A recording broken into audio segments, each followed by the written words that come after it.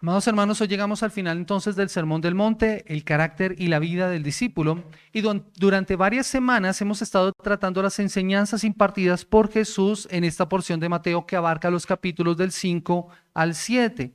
Recuerden que Jesús subió al monte y dice la palabra del Señor que viendo las multitudes que se acercaban, comenzó a enseñar. Eso lo encontramos nosotros en el capítulo 5, versículo 1 y versículo 2. Viendo la multitud, subió al monte y sentándose vinieron a él sus discípulos y abriendo su boca les enseñaba diciendo. Y desde el versículo 3 en adelante hasta el final del capítulo 7 nosotros encontramos las enseñanzas de Jesús. Pero aquí llega el momento en que la instrucción ha terminado y es hora de salir del aula de clase, o en este caso, bajar del monte. Mateo nos dice cuando Jesús terminó estas palabras. Esto funciona entonces como una conclusión o como un epílogo de esta parte. Y esta frase no es la única vez que aparece en el libro de Mateo, va a aparecer en otras 5 oportunidades señalando precisamente cuando Jesús finalizaba alguna porción de enseñanza. Lo encontramos nosotros en Mateo capítulo 11, el versículo 1. Y dice, y sucedió que cuando terminó de Jesús de instruir, en el 13:53 dice, sucedió que cuando terminó Jesús las parábolas estas, en el 19:1, y sucedió que cuando Jesús terminó estas palabras, y en el 26:1, y sucedió que cuando terminó Jesús todas estas palabras. Ahora, todas estas expresiones nos están señalando una conclusión. En cada ocasión, además de indicar la conclusión de un discurso de Jesús o de una enseñanza, está señalando el inicio de una nueva sección. Casi que es una invitación para continuar con la lectura, para no quedarnos allí, sino continuar a ver qué es lo que va a venir a continuación. A través de ella, el evangelista Mateo nos está diciendo, ha finalizado una sección didáctica, una enseñanza, vamos a pasar a una parte práctica, a una historia, a una narración. Por lo tanto, los versículos que ahora vamos a considerar indican no solamente la conclusión del propio sermón, sino el final de la segunda gran sección de Mateo y nos sirven de puente para la sección que va a continuar. Pero la intención de esta porción no es solamente señalar la conclusión, sino hacer una invitación al lector. Y es mostrarles la reacción de los oyentes, para que ellos sean impactados y tengan la misma reacción. Cuando terminó de hablar estas palabras, la pregunta que de inmediato deberíamos hacernos, ¿de qué palabras está hablando? Es una invitación a volver a leer el sermón, es una invitación a volver a leer lo que Jesús ha dicho para prestarle más atención. Tú como lector debes volver a leer el discurso completo para conocer las palabras. Esta invitación que Jesús está haciendo, vuelve a leerlas, vuelve a conocerlas. Y luego Mateo nos muestra la reacción de la audiencia, lo que nos debe llevar a pensar en cuál debería ser nuestra reacción, o mejor, cuál debería ser nuestra respuesta. Por eso, este sermón lleva por título, La enseñanza ha terminado. ¿Cuál es mi respuesta? La enseñanza ha terminado. ¿Cuál es mi respuesta? Y mi objetivo en esta mañana es mostrar la reacción de los oyentes originales para mirar cuál debería ser nuestra respuesta ante el sermón que estamos escuchando. Por eso, lo primero que debemos ver es la respuesta de los oyentes y que nosotros encontramos en el versículo 28. Dice la palabra del Señor. Y cuando terminó Jesús estas palabras, la gente se admiraba de su doctrina. Esa es la respuesta de los oyentes. Las multitudes se admiraban de la enseñanza de Jesús, de la doctrina. Lo que Mateo quiere señalar en este caso, en estos versos, es la respuesta de las personas a la enseñanza de Jesús, a esa enseñanza que acaban de escuchar. Ahora, recordemos que esta enseñanza particular retomada por Mateo, pareciera que hubiera sido un solo discurso, pero Jesús repitió porciones de esta enseñanza en otras partes. Aquí Mateo nos está recopilando todas las enseñanzas de Jesús al respecto. Y esta enseñanza particular causó una profunda admiración. A lo largo de la historia, el Sermón del Monte ha sido conocido como la máxima enseñanza de Jesús. Y eso es reconocido por creyentes y no creyentes. Porque es sumamente profundo. Sumamente profunda la enseñanza. Pero aquí la intención de Mateo es señalar la respuesta de aquellos que habían escuchado de viva voz la enseñanza. La palabra usada por Mateo para admiración es la misma palabra que nosotros en español usamos para eclipsar y significa estar grandemente sorprendidos. Algo similar a recibir un golpe de asombro, un golpe mental sumamente fuerte, una conmoción mental que te deja a ti atónito. La intención es indicar que esto no fue una reacción momentánea, sino que además permaneció en el tiempo. Creo que los jóvenes ahorita la expresión que usan es esta, como si la mente les hubiera explotado. Básicamente esa es la reacción que están experimentando los oyentes originales. Su mente explotó al escuchar las enseñanzas de Jesús. Por eso estaban grandemente admirados. Mateo quiere que sepamos que al terminar su enseñanza, la gente no podía salir del asombro. De seguro, cuando se fueron estarían comentando lo que acaban de escuchar. Pero este fue un asombro que para muchos fue admiración positiva, pero para otros eso fue sumamente chocante y entraron de inmediato con conflicto en las enseñanzas de Jesús. Al escuchar a este gran maestro, esto los había dejado impactados porque nunca habían oído algo similar. La respuesta de los oyentes a las enseñanzas de Jesús es contrastante con las que ellos hasta ahora habían escuchado, que eran sus referentes, las de los escribas y de los fariseos. Ningún maestro en Israel había tenido ese nivel de osadía en sus enseñanzas. Y eso era lo que hacía la enseñanza de Jesús tan asombrosa. O sea, nunca nadie había enseñado de la misma forma en Israel. ¿Por qué? Porque enseñaba con autoridad, dice la palabra.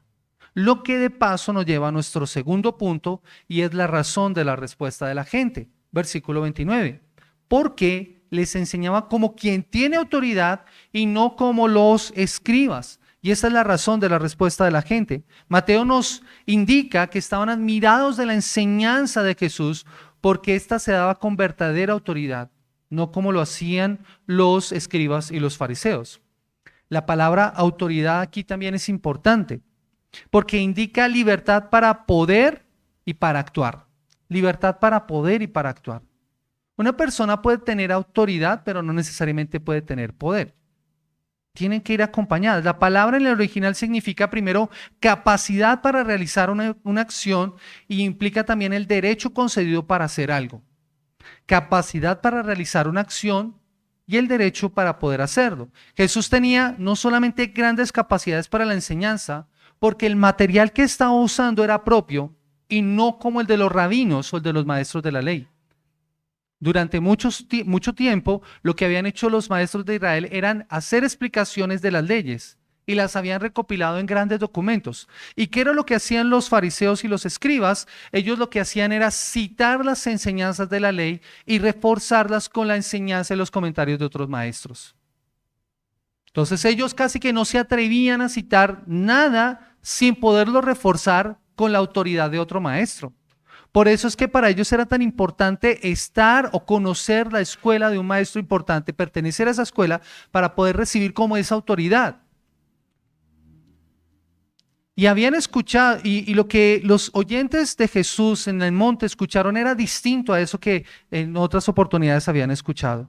Los maestros de la ley se limitaban a recitar esos comentarios y no se atrevían a hacerlo de otra forma. De hecho, para ellos estas enseñanzas de Jesús, si ellos les hubieran dicho sin esa autoridad, hubiera implicado para ellos la muerte o el quedarse solos y desempleados. Pero en el caso de Jesús, su enseñanza se daba con autoridad porque en realidad tenía autoridad. Él no solamente está hablando con voz fuerte, porque es que muchas veces tendemos a pensar que es que autoridad es con la forma en que lo digo o las expresiones que uso. No, Jesús respalda su autoridad con sus hechos. Esa autoridad no se limita a sus palabras, sino que está respaldada con sus hechos. Porque en relación con Cristo y su obra, Él tiene autoridad, es decir, Él tiene el derecho y la potestad dados por el autor de la vida, por Dios mismo. Y junto a ellos tiene la libertad para no solo enseñar, sino que como lo vemos en otros pasajes, puede hacer muchas otras cosas. Por ejemplo, Jesús tiene autoridad no solo para enseñar, sino también para perdonar pecados. ¿Recuerdan ustedes la historia del paralítico? Él le dijo a este hombre hijo, tus pecados te son perdonados. Y de inmediato los maestros de la ley que estaban allí interpretaron lo que él dijo. ¿Quién es este para perdonar pecados? Pues solo Dios tiene ese poder. Y Jesús conocía sus corazones, ¿recuerdan ustedes? ¿Y qué es lo que dice de inmediato Jesús? Pues para que sepan que el Hijo del Hombre tiene autoridad para perdonar pecados, a ti te digo, levántate, toma tu camilla y anda. ¿Y cuál fue la reacción del paralítico? Levantarse, tomar su camilla y salir caminando. Eso demostraba que Jesús tenía autoridad para perdonar pecados. No se estaba atribuyendo autoridad solamente a sus palabras, sino sus acciones demostraban que en realidad él tenía autoridad. Pero no solamente ocurrió con esto, él con autoridad ordenaba a los demonios y ellos obedecían. ¿Recuerdan al endemoniado en Gadara? Un hombre que por mucho tiempo había estado sometido al control de muchos demonios, que no había podido ser libre, que lo habían tratado de amarrar con cadenas, pero que cuando vio a Jesús, de inmediato se postró a sus pies y el Señor ordenó y este hombre fue liberado. Y no solamente ocurre aquí, sino en otros pasajes de las Escrituras nosotros vemos ese ejemplo. Pero no solamente tiene poder sobre el mundo espiritual y tiene autoridad sobre ellos, él tiene poder sobre las fuerzas de la naturaleza. Y aquí Mateo en el capítulo 8 señala precisamente esa obra, en el capítulo 8, el versículo 23, y dice, y él entrando él en la barca con sus discípulos, le siguieron, y aquí es que se levantó en el mar una tempestad tan grande que las olas cubrían la barca, pero él dormía. Y vinieron sus discípulos y le despertaron diciendo, Señor, sálvanos que perecemos. Y él les dijo, ¿por qué teméis, hombres de poca fe? Entonces, levantándose, reprendió a los vientos y al mar y se hizo grande bonanza. Y los hombres se maravillaron diciendo, ¿qué hombre es este que aun los vientos y el mar le obedecen? Note la autoridad de Jesús sobre las fuerzas de la naturaleza. Todas ellas se le someten con solo el poder de su palabra. Estos experimentados pescadores no quedaron sino asombrados y maravillados ante la autoridad del Señor. Pero no solamente esto, Jesús tiene poder y autoridad aún sobre la misma muerte. ¿Recuerdan ustedes a la hija de Jairo mencionada en Marcos capítulo 5? ¿Cómo el Señor la levanta de la muerte?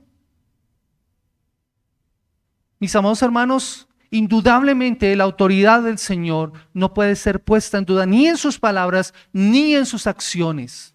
Y creo que la respuesta en cuanto a eso debería nosotros ponernos a pensar. Porque es lo mismo que están experimentando aquí los oyentes originales. Ese poder es inseparable tomando en cuenta la cercanía del reino. Jesús habla acerca de eso. El reino se ha acercado. Arrepentíos y creed en el Evangelio. Ese mensaje que fue anunciado por el Señor en Mateo capítulo 4, el versículo 17 debería confrontarnos a nosotros. Desde entonces comenzó Jesús a predicar y a decir, arrepentíos porque el reino de los cielos se ha acercado. Y esa debería ser nuestra primera respuesta, pero en el caso de los oyentes originales, en el caso de estos que están escuchando, no todos se sienten así. La autoridad de Jesús para enseñar y para hacer todas estas cosas es puesta en duda. Los mismos escribas y fariseos decían que Jesús echaba fuera a los demonios por el poder del demonio. Y Jesús tiene que confrontarlos y decirles, no es así, porque una casa dividida contra sí mismo no prevalecerá. Ellos son los que se niegan a ver esto. Y esa es precisamente una de las razones por la que va a haber una lucha constante entre Jesús y los escribas y los fariseos. ¿Recuerdan cuando Jesús entró al templo y cómo con autoridad volcó las mesas de los cambistas y echó fuera a los que vendían animales? Y dijo, ustedes han convertido mi casa en cueva de ladrones cuando esta era una casa de oración. Y entonces ellos le preguntan, ¿con qué autoridad haces esto? La autoridad de Jesús puesta en duda. Mis amados hermanos, tristemente en la iglesia muchas ocasiones pasa así. La autoridad de Jesús es puesta en duda, no por lo que Él hace, sino por nosotros mismos que no nos sometemos a lo que Él nos dice. Ahí es cuando nosotros estamos poniendo en duda la autoridad del Señor. Podemos decir de dientes para afuera, tú eres Señor, pero cuando yo no hago lo que Él me dice, no me estoy sometiendo a su autoridad y ahí estoy fallando yo. Estoy poniendo en duda la autoridad del Señor. La enseñanza de Jesús era distinta a los maestros de la época por varias razones. Porque los escribas y los fariseos reducían, por ejemplo, el concepto de justicia a cuestiones superficiales y se dedicaban a discutir sobre fábulas y sobre historias, pero Jesús, en cambio, profundiza sobre la ley y revela las cualidades esenciales que nosotros como creyentes y como hijos de Dios deberíamos tener, hablando acerca de la justicia, el amor a Dios, la misericordia y la fidelidad. Pero no solamente eso, sino que tenemos que ir a mirar en la palabra y precisamente en el Sermón del Monte esta enseñanza de Jesús diferente. Jesús no perdía el tiempo en las cosas en las que los escribas y fariseos perdían el tiempo. Él no perdía el tiempo en cosas insignificantes y iba directamente al grano, a cosas realmente importantes para los hombres, para cada uno de nosotros. Cuando Él empieza a hablar acerca de lo que significa ser un bienaventurado, ¿quién es bienaventurado? El sermón nos va a presentar precisamente al bienaventurado, aquel que vive diferente. La necesidad de ser justos en lo interno del corazón, en el nivel de las motivaciones y las aspiraciones de los actos que nosotros debemos tener y que está presentado en los capítulos 5, 21 al versículo 48, lo que significa la práctica auténtica de la piedad. ¿Recuerdan? No una piedad hecha para que los hombres nos vean. Cuando ores, cuando des limosna, cuando ayunes. La importancia de no dejarnos gobernar por el amor al dinero. Porque como dice el apóstol Pablo, es principio de todos los males. Pero Jesús lo presenta aquí en el capítulo 6, cuando nos habla acerca de que nosotros debemos dar prioridad al Señor. Y nos habla acerca del afán y la ansiedad. Y que no podemos servir a dos señores. Cuando nos habla que debemos confiar plenamente en la providencia de Dios. Cómo debemos relacionarnos los unos a los otros, ¿recuerdan? Con compasión, sin espíritu de jueces, pero también no siendo incrédulos o ingenuos en las relaciones, sino siendo prudentes, siendo sabios, conocedores de lo que hay en el corazón del hombre. Y luego llegando a esa conclusión cuando nos dice cuál es la decisión que debemos tomar. Esas son las palabras que Jesús nos pide que nosotros consideremos seriamente y a las cuales nosotros tenemos que darle respuesta. Nosotros, mis amados hermanos, al considerar este sermón, podemos entender algo de esas emociones que los oyentes originales sintieron. Y creo que esa debería ser la respuesta también de nuestra parte. Porque al estudiar seriamente este sermón, todos nosotros creo que hemos sido impactados por varias realidades.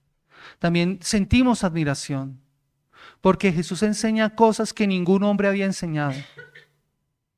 Porque encontramos conceptos sumamente bellos, a los cuales deberíamos decir, qué bueno sería que todos viviéramos de acuerdo a estos principios. ¿Cómo creen ustedes que sería una sociedad gobernada y viviendo de acuerdo a lo que el Señor establece en las bienaventuranzas, en el amor al prójimo, en el cuidado por el otro? ¿Cómo sería esa sociedad si todos actuáramos así? Eso causa profunda admiración y es un deseo que es bueno.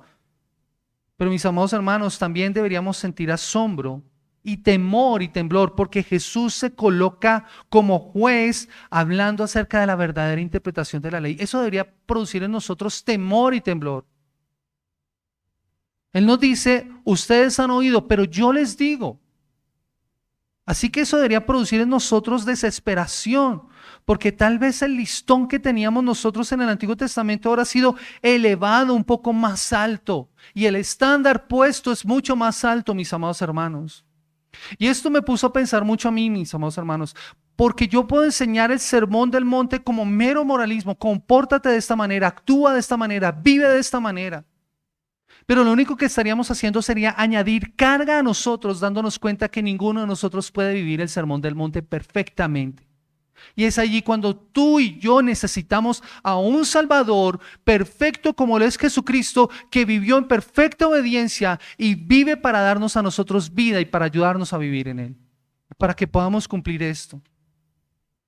Mis amados hermanos, Tranchini dice algo que me impacta. La vida cristiana no es difícil de vivir, es imposible sin la ayuda del Señor. Si tú esperas vivir de acuerdo a esos estatutos, de acuerdo a estas palabras, mis amados hermanos, vas a frustrarte. Necesitas de la ayuda del Señor. Necesitas clamar con desesperación lo que dice el Señor al principio del sermón: bienaventurados los pobres en espíritu, porque de ellos es el reino de los cielos. Tienes que confesar tu propia bancarrota espiritual y decirle: Señor, ayúdame a vivir de acuerdo a esos estándares para poderlos alcanzar en mis propias fuerzas. Yo no puedo. Yo no puedo. Por lo tanto, y como dice un autor, mientras ellos, hablando acerca de los escribas y los fariseos, mientras ellos, a pesar de su esfuerzo por sintetizar y obedecer puntualmente la letra de la ley, daban la impresión de no ser personas rectas y buenas, sentimos ante las enseñanzas de Cristo que este sí que es un ser bueno. Y dice, Cristo hablaba como un juez que da su sentencia.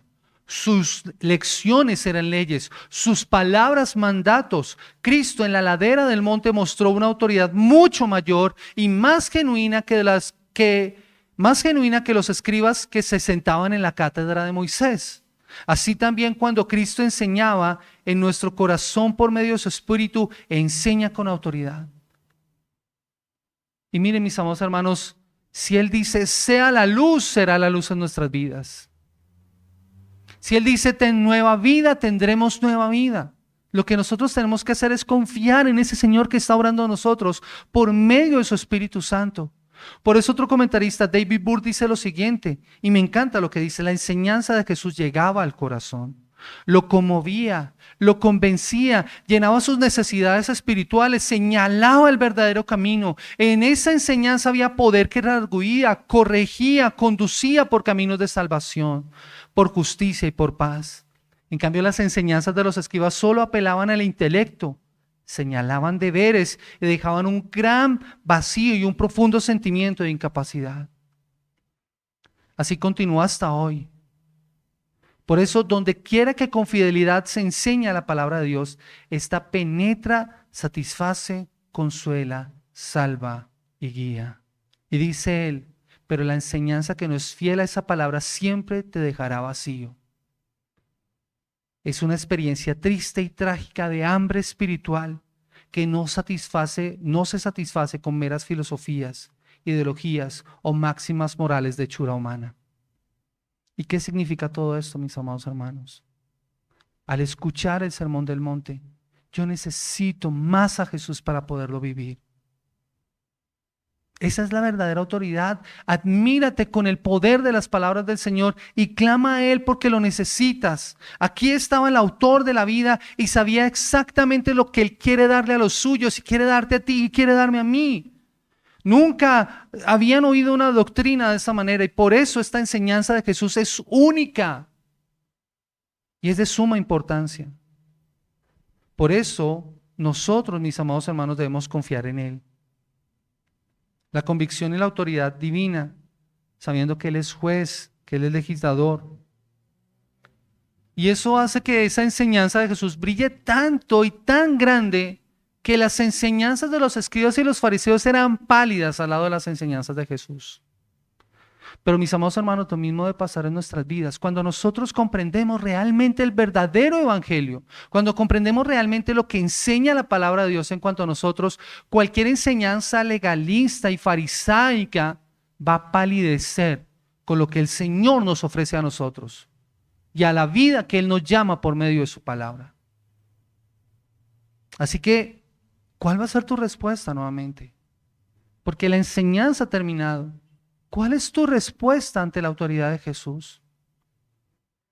Luego que hemos bajado del monte y Jesús baja y las grandes multitudes que le siguen van con Él, llegamos al último punto y que es el capítulo 8, versículo 1, las multitudes le seguían. Dice, cuando descendió Jesús del monte, le seguía mucha gente. Es hora de bajar del monte. Ya Jesús terminó su enseñanza. Jesús desciende y las multitudes, como dice la palabra del Señor, le siguen. Y la intención del evangelista acá es señalar cómo entre ellos había muchos que tenían la intención de ser no solamente bajar y seguirle, sino ser sus seguidores, ser sus discípulos, de reconocerle como maestro. Es decir, había una gran mayoría de los oyentes del Sermón del Monte que tuvieron esta reacción. Nosotros vamos a ser discípulos de Jesús.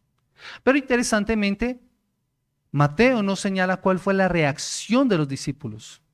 Solamente señala la reacción de los oyentes. Porque más adelante vamos a ver a estos mismos oyentes que en un momento quisieron seguir a Jesús, que habían sido admirados y asombrados con la enseñanza del Señor, desobedeciéndole, negándole, pidiéndole que le crucifiquen. Y es cuando nosotros debemos considerar seriamente nuestra respuesta. Si lo enseñado por Jesús es cierto y sus palabras son verdaderas, si Él realmente es el ungido de Dios, qué necios seríamos nosotros si no lo reconocemos como Señor y como Rey.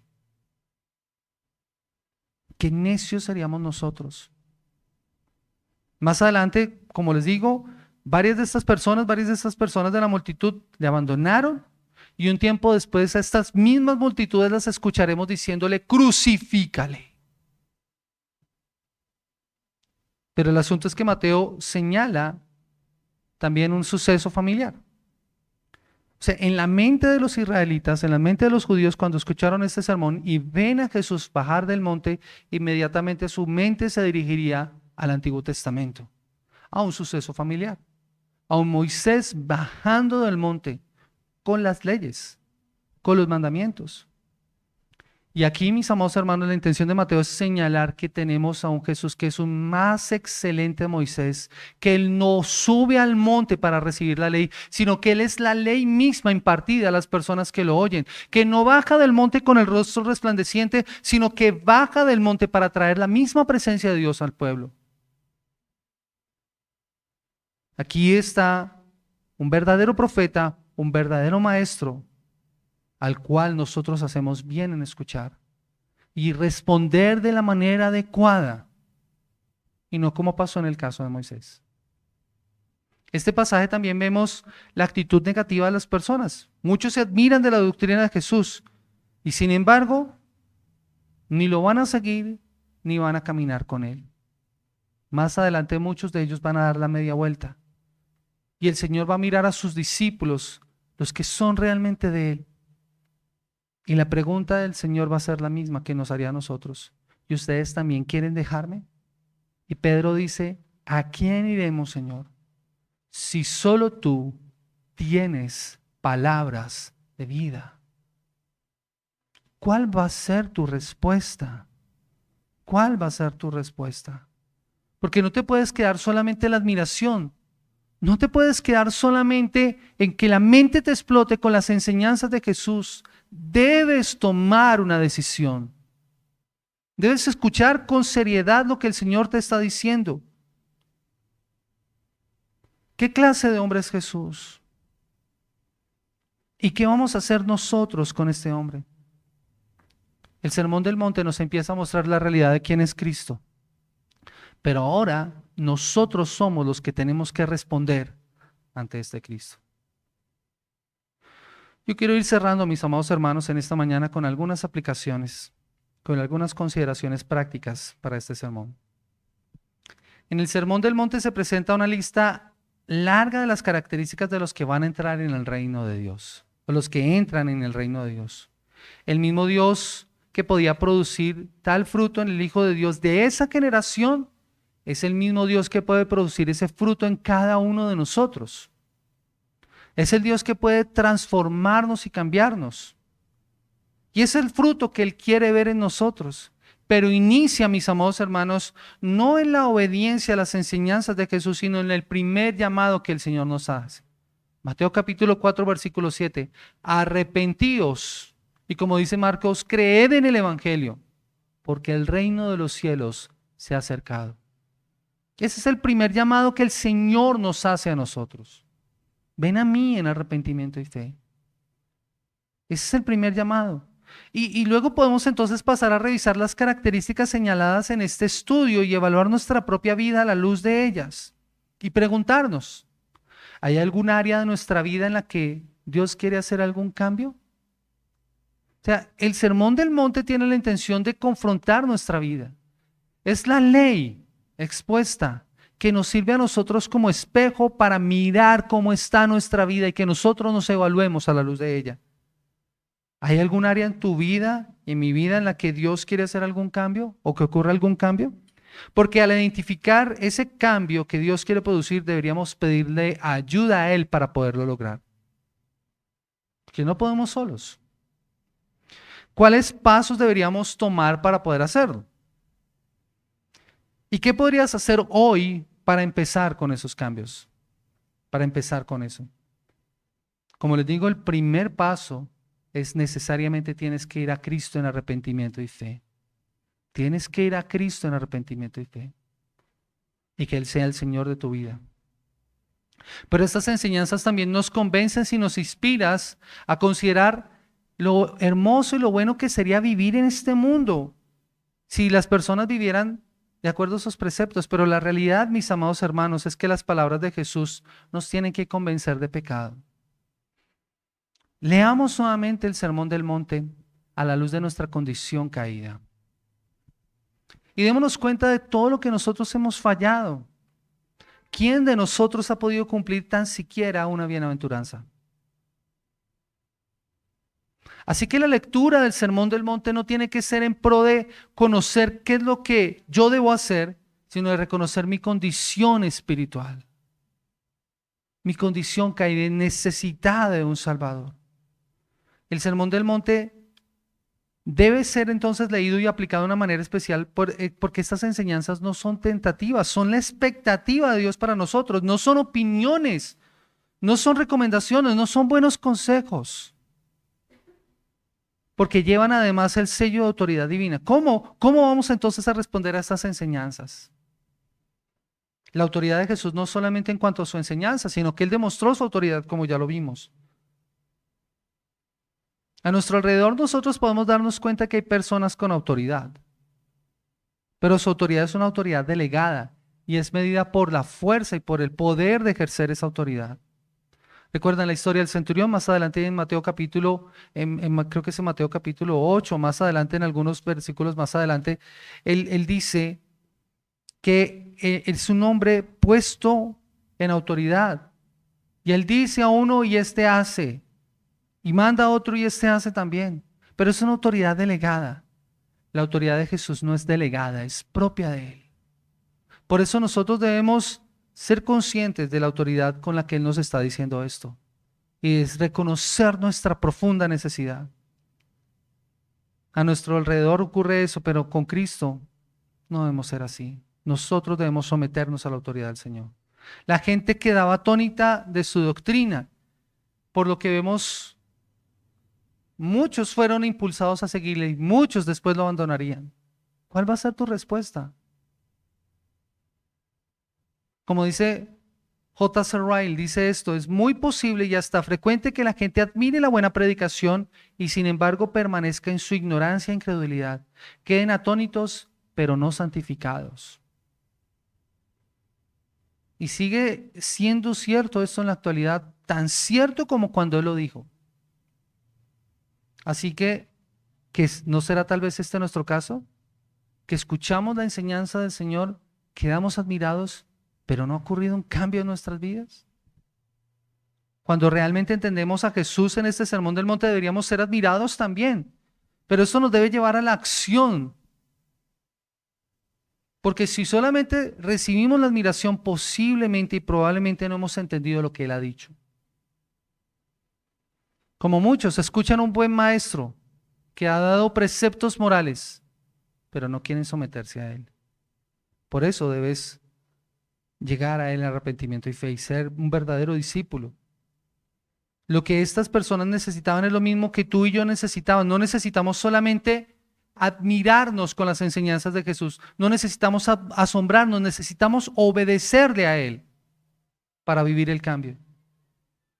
De hecho, John MacArthur explica que Jesús no les dijo todas estas cosas para que se maravillaran, ni siquiera para que simplemente recibieran información, sino para su salvación. Mira, el Sermón del Monte te ofrece la forma en la que tú puedes ir a la vida eterna. Entra por la puerta estrecha, camina por el camino angosto, deja el camino ancho, vete de la puerta ancha, porque esa te va a llevar a la perdición. Necesitas ir por el camino que te indica Cristo. Ve a Él. Pero la mayoría, y eso suele pasar, solo observarán, escucharán, pero no tomarán la decisión. Y yo no quiero que ese sea tu caso. Amada iglesia, ese no debe ser nuestro caso. Tenemos que tomar la decisión de obedecerle a Él, sin importar cualesquiera que fueran las razones, posiblemente por ninguna razón consciente en absoluto, dice MacArthur, decidieron permanecer en el camino espacioso. Que no sea tu caso. Y él cuenta una historia. Me encanta una historia que él cuenta de C.S. Lewis como un ejemplo de su propia vida acerca de cuál es la actitud de muchos en cuanto al evangelio. Y él dice que Lewis decía: cuando era niño a menudo sufría de dolor de muelas y sabía que si acudía a mi madre, ella me iba a dar algo que acabaría con el dolor por esa noche y me permitiría dormir. Pero yo no iba a pedir ayuda a mi madre, al menos no hasta que el dolor se hacía muy insoportable. Y la razón por la que no iba es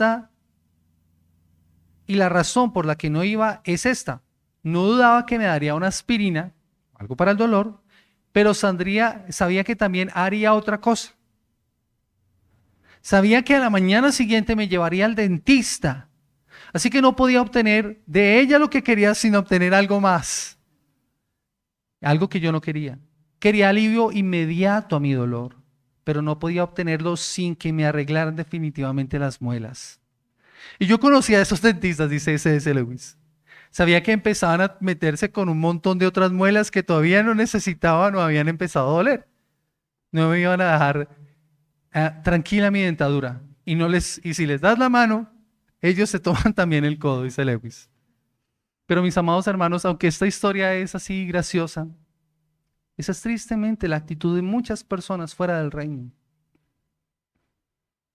Que no quieren que se metan con su dolor y no permiten que el evangelio penetre a sus vidas porque le temen y saben que el Señor va a escarbar mucho más profundo para revelarles su condición y su necesidad. Así que prefieren seguir aguantando el dolor. Y en muchas ocasiones es insoportable, pero siguen allí. Siguen allí. Iglesia, ¿cómo estás tú? ¿Estás recibiendo la enseñanza de esa manera? ¿Aceptando solamente lo que quieres por un momento, pero no estás tomando la decisión radical en tu vida? Mira, Jesús en el Sermón del Monte dijo que si tu ojo te es ocasión de caer, échalo fuera de ti. Y lo que Jesús está diciendo es: toma decisiones radicales en cuanto al pecado. ¿Cuál ha sido tu decisión en cuanto al pecado? Porque el Señor dice: te es preferible entrar tuerto al reino de los cielos que no con tus dos ojos es arrojado al infierno. Y lo mismo si tu mano te es ocasión de caer o tu pie te es ocasión de caer. Toma decisiones radicales en cuanto al pecado. Pero, ¿cómo estamos? Como dice Lewis, en las palabras imaginadas de Cristo: ustedes tienen libre albedrío, dice él, y si alguien lo elige puede echarme, pero si no me alejan, entiendan que voy a hacer este trabajo hasta el final. Él es el verdadero cirujano que puede quitarte la viga que tienes en el ojo, que te impide ver con claridad a tu hermano y la mota que te hay en él. Él va a seguir trabajando hasta el final y Él va a escarbar y va a escarbar y va a escarbar hasta dejarte como Él quiere que seas. Dice: Él no va a descansar jamás, ni los dejaré descansar hasta que sean literalmente perfectos, hasta que mi Padre pueda decir sin reservas que está complacido en ustedes, tal como dijo que estaba complacido conmigo. ¿Cuál va a ser tu respuesta ante la enseñanza de Jesús? ¿Cuál va a ser tu respuesta ante la enseñanza de Jesús? Es por eso que tú debes preguntarte esto. Y eso solo llega al reconocerle a Él como Señor y Salvador. ¿Cuál es tu respuesta? ¿Vas a ser obediente a ella y vendrás a Él en arrepentimiento y fe? ¿O solo te quedarás asombrado y volverás a casa sin que Él haga el cambio en tu vida? Pecador, no permanezcas en el monte. Pareciera que muchos se hubieran quedado allí en la enseñanza de Jesús. Se parecen a Pedro, que cuando estuvo en la transfiguración le dijo al Señor: qué bueno es estar acá, Señor. Hagamos unas enramadas y quedémonos aquí. Aquí estamos tan bien. No, es hora de bajar del monte y tomar en serio las enseñanzas de Jesús. Vuelve a casa con Cristo como tu Señor para la vida eterna y para la salvación de tu alma. Yo quiero invitarles a que en esta mañana oremos al Señor y le demos gracias y le pidamos al Señor que de acuerdo a su autoridad nosotros podamos vivir de acuerdo a ella. Amado Señor y Dios, Padre, en el precioso nombre de Cristo Jesús, queremos darte gracias por esta mañana en la que tú nos permites hoy adentrarnos en tu palabra y finalizar esta porción de la enseñanza del Sermón del Monte. Señor, al igual que los oyentes originales, nosotros hemos quedado asombrados y maravillados por las enseñanzas dadas por nuestro Maestro. Pero Señor, no queremos, Señor, quedarnos en ese asombro, sino que sometidos a tu autoridad, sometidos a tu señorío, nosotros vamos a ser obedientes e iremos a ti en arrepentimiento y fe. Buscaremos de ti la fuerza y la gracia para poder vivir la vida cristiana que en nuestras fuerzas es imposible vivir. Y para hacer aquello a lo que tú quieres que nosotros seamos, verdaderos discípulos, verdaderos seguidores tuyos. Señor, ayúdanos para que nosotros podamos construir nuestra casa sobre el cimiento fuerte de tu palabra, sobre el cimiento firme de tu palabra, para que cuando vengan las dificultades, las pruebas y las circunstancias difíciles, nosotros podamos resistir, porque nuestra vida está fundamentada sobre la roca. Porque lo demás es arena. Arena que no puede sostenernos. Arena que no puede hacer firme nuestro fundamento, Señor. Y que lo único que va a producir es que cuando vengan las circunstancias difíciles, nuestra vida sea destruida y quede en total ruina, Señor, en total perdición. Oh Señor, ayúdanos para poder vivir este sermón del monte y aplicarlo en nuestras vidas, Señor. No por nuestros méritos, no por nuestras buenas obras, Señor, sino para tu gloria. Tal vez no lo vamos a poder cumplir perfectamente, pero sí por tu gracia y por tu favor, por la obra de tu Espíritu Santo en nuestras vidas, lo haremos sinceramente. Y día tras día sabemos que tú estás haciendo en nosotros una buena obra, Señor. Gracias por querer cambiarnos, por querer transformarnos, por querer renovarnos, Señor. Porque al escucharte a ti, Señor, sabemos que no vamos a quedar iguales, sino que tú, Señor, nos transformas y nos cambias.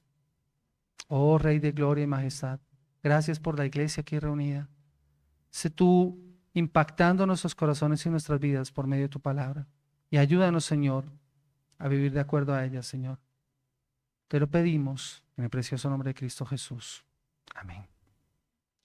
El Señor